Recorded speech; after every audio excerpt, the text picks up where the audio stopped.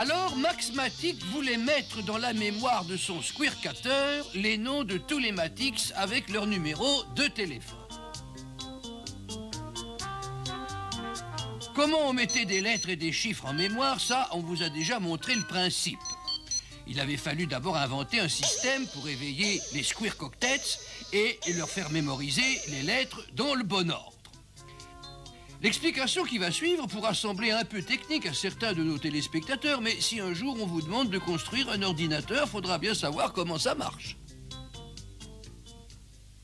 Chaque paquet de 8 Squirks ou Squircoctets était logé dans un genre de tiroir. Chaque tiroir avait une adresse, un numéro, en binaire, bien sûr. Il y avait au-dessus un paquet de Squirks spécialisés faisant office de centrale téléphone et qu'on appelait pour cette raison unité centrale. Il était relié par une ligne aux adresses des tiroirs. Nos amis docteurs en informatique nous signalent que cette ligne, dans la réalité, porte le joli nom de bus d'adresse. Merci, docteur.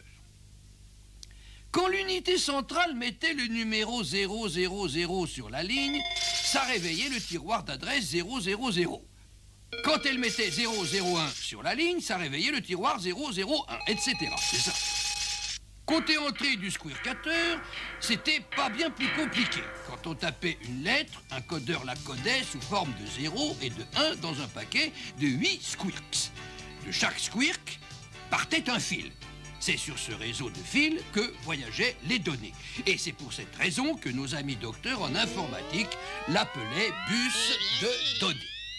Voilà ce qui se passait dans le Squircateur quand on voulait mettre en mémoire le mot matic, par exemple. M est codé en 0 et 1 par le codeur. À ce moment-là, l'unité centrale met 000 sur le bus d'adresse. Le tiroir d'adresse 000 est réveillé et passe sur le bus de données où il récupère les données qui étaient dans le codeur. Et l'unité centrale augmente de 1, ce qui réveillera le tiroir suivant, etc., etc.